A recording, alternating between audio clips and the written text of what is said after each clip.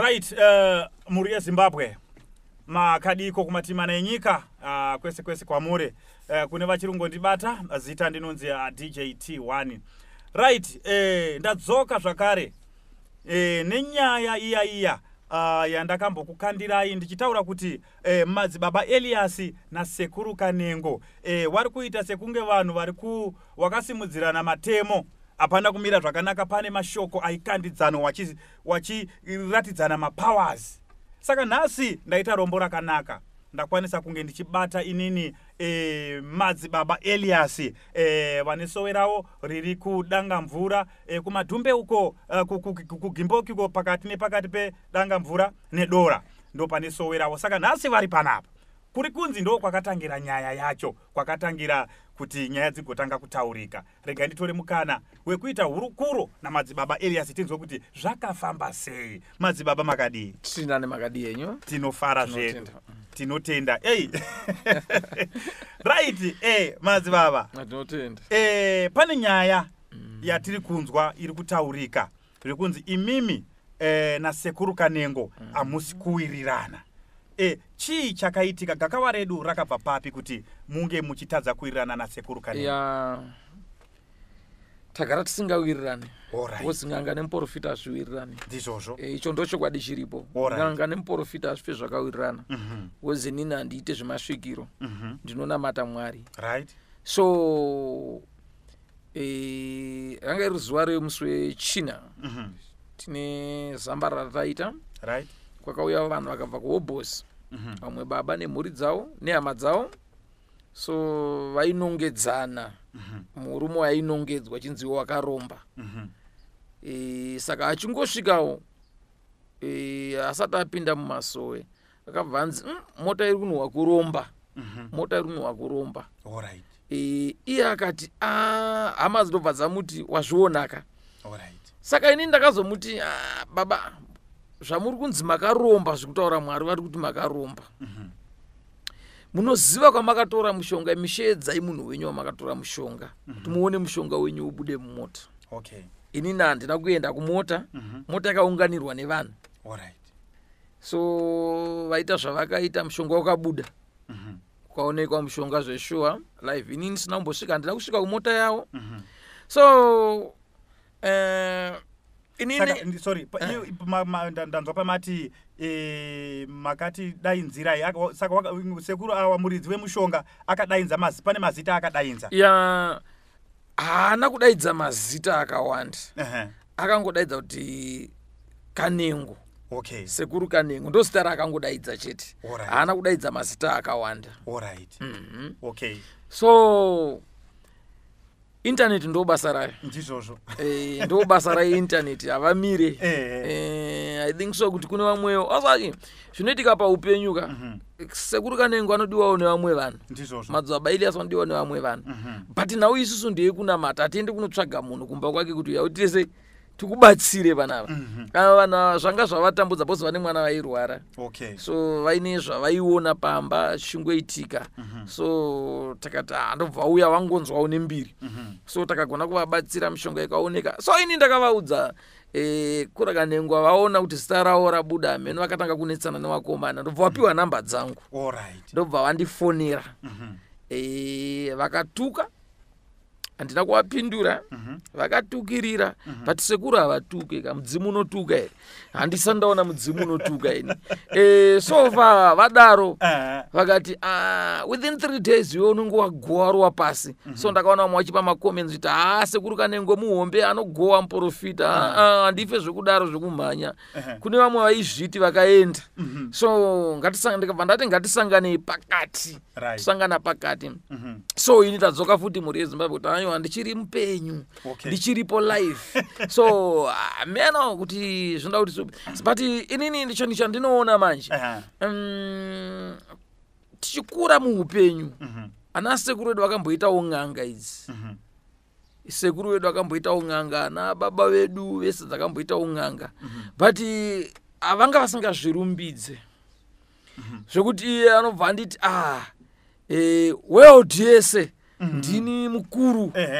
Ana ndunge tanga tiinawo inga wani. But vanambozvira wazvipembedza sekunodaro.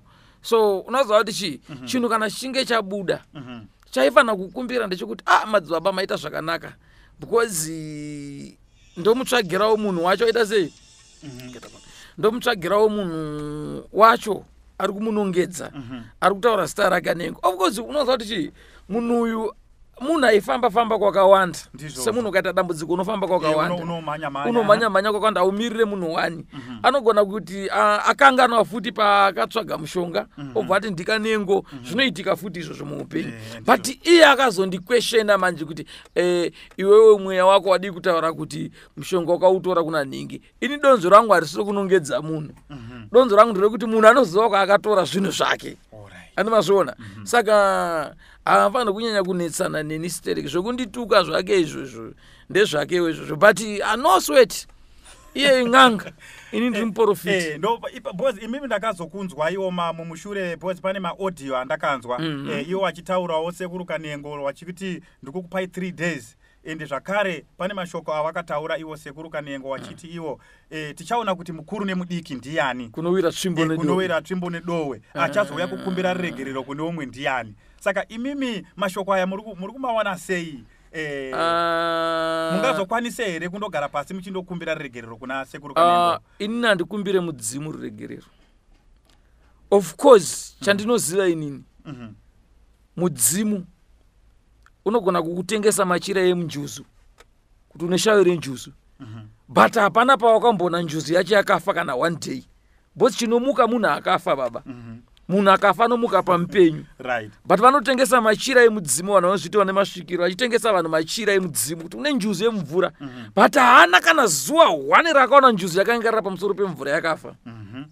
Saka handigoni kukumbira sekuru Kanengo ruregerero because handina chandakavatadzira ende 2 handikumbire masvikiro ruregerero ndiri munhu waMwari.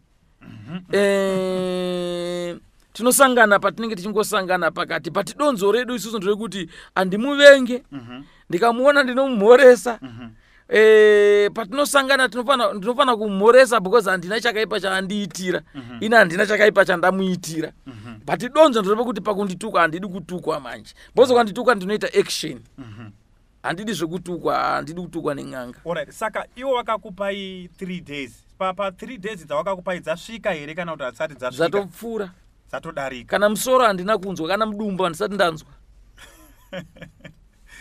Right. Saka nyaya yachona yakaoma. Saka imimi mafungidziro enyu imimi madzibaba Elias muri kuti gakawa iri rinopera sei? Gakawa kupera nekusapera ka zvakangofanana. Okay. Kuita road block muroad yandinofamba zvakangofanana but nika ndakuzoita road block tinosangana pakati. Alright. Andimazviona because ina handigona kuchidzana naye nekuti anzi ing'anga aita mbiri stereki mbiri haisiriyo inokugona chinhu ende muromo unopisira pakawanda ngaarege kungorasa muromo because mashoko akandituka na akandibata nanhasi achiri kungondibata but no sweat iye munhu wevanhu ini ndiri munhu wevanhu ndinongozvisiyawo zvakangodaro patinenge tasangana but tinoti chinotonga ndiMwari baba. Zuva rekufa ndinozivikanwa naMwari hazivikanwi nemunhu wenyama because vamwe vari kutaura kuti sekuru Kanengo vanozikanwa sekuru Kanengo vanozikanwa nekubatsira vanhu nekudini. Vamwe vari kutaura vachiti madzibaba Elias matamba nemunhu mukuru, vamwe vari kusaidi kwenyu tichinzwawo makomenti. No ipapo rega ndikubate ivo bwangu mukuru kwaari munhu ari kuipa makomenti kwete kwandiri inini because inini ndine rudzi rwandinobarwa handitika iye wane rudzi rwake rwaanobarwa inini rangu dzenza ringourayiki zvekumhanya ndinotonetsa ndiri werudzi rwaAbhurahama saka handigoneke baba. Handi kune vamwe vaimboda kutambira kuedza dziva vakaeredzwa vazhinji vanoeredzwa. Saka pakaoma. Ngatitarisei pakati penyu nasekuru Kanengo paine gakawa rakadai. Sekuru Kanengo wakati madzibaba Elias uyai tigare pasi tionesane tipedze gakawa iri, munobvuma here? Zvisiri zvemudzimu zvisiri zvemweya live tutoka achitaura zvakanaka live kuti tionesane tiri 2 tichionesana ndinogona kuzvibvuma because handina chandakatadzirana naye. Alright. Regai ndidzoke pamashure mbichana. Pana baba awa wamakabatsira awa. Waidainza zita rekuti Kanengo. Ndo saka ndaida kubvunza kuti pawakadainza zita chinhu ndambonzwa nyaya mutaura kuti chenge chisiri kuoneka. Saka pamakadainza zita chinhu chakabva chabuda motokari. Ya, ndo zvakaitika chasva izvozvo paakadaidza zita. But munoona kuti chi mudhara Kanengo anga andikumbira, andingati mudhara. Aiwa. Shamwari yangu Kanengo anga andikumbira zvakanaka. Ndinokumbirawo chi namba dzei? Namba dzemunhu wacho. Ndikati ndichakusvitsa chi? Namba mupedzerane mutaurirane. Of course why? Munhu anoda kutsvaga manzvengero. Anogona kuda kutsvaga manzvengero nezita remumwe munhu. So vaifana kupisana vari two. Kwete kupisana neni muprofita. Inini ndinoita do or die. Zvinenge zvabuda ipapo zvawira mumvura ndozvatinotamba nadzo. Saka ndonyaya yacho iripo. But iye ngaaenderere mberi nebasa rake, mafanzi ndeyake, indoenderawo nekunamata kwangu, mafanzi ndeyangu. Ini andisoda mafanzi because handina chandinoda kuvanhu. Chandinoda kuti vanhu ndechekuti tiende kumberi neupenyu. Andimazoona. Because ndikada kuita zvokuti tinamatane sereka, ingadai sekuru wangu asina kufa. But inguwa inongokwana ndinowazikuita. Nguwa kana yakwana ndigone kuitonga. But aikwanisiwe naKanengo azvibude. Ipapo mangi ndopari kundoita gakava mangi ndopari kundoshupa pakuti iwo sekuru Kanengo wakakupai 3 days. Imi munotaura kuti nini handiurayiwe nemunhu. Zvakadai. Imimiwo mune mapower amuinawo amuri kuti akadarika asekuru Kanengo. Ndizvo ere. Munoona zvazvinoita. Chinonzi mushonga. Chakasika muti ndiMwari. Ndizvozvo. Chinhu chose chaunofunga iwewe ndiMwari. Chinokupa sainzi yekuti iwe uzive kuti uyu mushonga ndikaubatanidza ndikazodai unogona kuendesa munhu. Chinotanga kuuya ndiMwari. Kana pasina Mwari pfungwa idzo dzadziuye. All those kuti nhasi ndafa madzibaba Elias afa. But hakuna munhu asingafeka baba. Munhu wese anofa. Because ndichiri kuremember kuti Gaddafi akanetsa but akafa. Ndizvozvo. Akasiya mamillions but akafa hatinaye. But nini yangu manje nguwa haisati yakwana haichiri kuapia baba. Ichiripo. Maiwe ichiripo. Nyika ichiri da kurarama. Ndichiri kuiraramisa. Ende mafanzi acho ndinawo. Kwete zvekutamba zvozvo ndi 1000 evanhu. Saka iye ngaamirewo kwake ndimirewo kwangu chete tosangana pakati tikasanganawo muroad tokwazisana. Ndizvozvo. Semubatsiriwo ini ndiri mubatsiriwo. Handivatuke handiite sei kana uchida kuriremekedzwa sitsere kuti sekuru ndiwaite sekuru ndinongoitawo sekuru Kanengo tichingokwazisana tichipfudzana. Ndizvozvo. Ndo zvinodiwa baba. Aiwa saka imimi madzibaba Elias aiwa ndiri kukubata imi kutaura kwenyu. Imimi muri kutotaura kuti zvegakawa izvi hamusi kutozvida. Ya inini handigone zvegakawa izvi handisi kuzvida. Uye zvekuti unozva pane zvimwe zvinhu zvokupublisha kuvanhu. Chitini ndinozoita zvakati. Ndizvozvo. Zvinhu izvozvo zvikasazoitika. Vanhu vanokushoropodza. Aiwa, tinotenda zvikuru. Saka inini chikumbiro changu ndechekuti dai zvinge zvaigona zvaibvira makwanisa kunzwanana imimi na sekuru Kanengo nekuti sekuru Kanengo vanobatsirawo vari koko, imimi munobatsirawo muri kupi muri koko. Iwo vane vanhu wavo, imimi mune vanhu wenyu. Pfungwa dzanguwo nekumira kwandaita pakati penyu, bozi ndatowo pakati penyu. Anditika nekumirawo kwandaita pakati penyu ndekuti aiwa dai zvaikwanisika makwanisa kupedza gakawa irori mumwe neumomira kwake kana mukaonana sezvamataura muchimhoresana muchikwazisana. Gakawa rinopera nokuti mune munhu onyarara. Because hapana panengaudze nini sekuru Kanengo kuti pfekai gemendi muye titaure kumashure. Animaigeti hakuna panengati pfekai gemendi muye titaure tiri kumashure. Hazvibude. Hapana paanombondudza kuti yai muibvise bhutsu muombere mupinde mumba mudare. Hazvibude. Saka gakawa rinongopera kuti iye ngaanyarara ini ndonyarara chete. Wose tikaonana hazvibude. Aiwa tinotenda madzibaba. Ndatenda. Tinotenda. Saka so musati mabva panapa pane ere mashoko amuroda kusiyira mhuri yeZimbabwe? Ini ndinongoti kumhuri yeZimbabwe. Madzibaba Elias vachiri kurarama. Ene ndichiri kubatsira vanhu. 3 days dzakapfuura. Anotonga ndiMwari. so usache kupotserwa tsvimbo iwe uchigona kuinzvenga. And 2, musati kana muchitandaniswa neshumba mupfugama munamata. Try kutiza. Mwari wakupe nhano dzokutiza. Ozoti ndapukunyuka. Bhozi ukapfugama ukanamata. Inokudya. Inokubata. Inokuzvambura kwete zvekuseka zvazve. Inini pandinenge ndichinzi nevaroyi. Uri kuenda musi wakati andimireka. Ndimire. Ndo pandinotamba nehanga iwa paya nembiya yemoto. Right. Kuti Mwari waonai vanhu vaivatanga futi. Ipa pandakangoti Mwari waonai mwedzi uyo munhu uye atanga futi. Saka ndinongoti ngatinamate zvakanaka. Hakuna chinokunda Mwari. Kuna sekuru wangu Kanengo ngatifambe zvakanaka, tiwirirane, tivake rudo. Mangwana pamwe mutore hama yangu. Mangwana tichashamuridzana, muchandiviga neniwo ndichazokuviga iwo. Ngatirege kuudzana mashoko asina kururama, zvinoburitsa chimiro chisina kumira zvakanaka muvanhu. So muve nezuva rakanaka, tikasangana ngatimhoresanei. Tikasangana nemaputikirwa nevhiri remota ndokupa iwo rangu.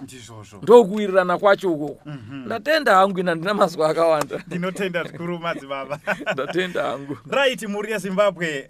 Ndofunga manzwa ndi madzibaba Elias wandinge ndiri kutaura nawo. Ndofunga manzwa pakati pegakava ravari kuita iwo na sekuru Kanengo. Ndofunga manyatsa kunzwa nyaya yacho payakatangira kuti yakatanga sei. Saka so ndawana mukana wekumboita hurukuro navo madzibaba Elias.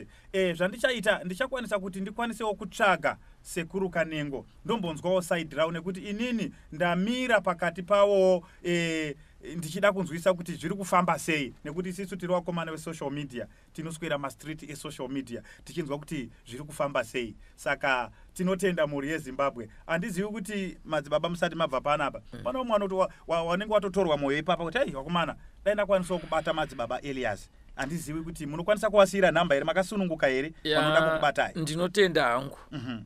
Indakasununguka kuti vanhu tisangane. Vanoda nhamba, so ndinovasira nhamba. 0754 97 881 kudzokoro dzaifuza 0754 97 881 yeah, ndo namba dzenyu. Ndo namba dzangu chaidzo idzodzo. Tinotenda madzibaba mazvita. Ndinotenda. Kutenda baba wangu.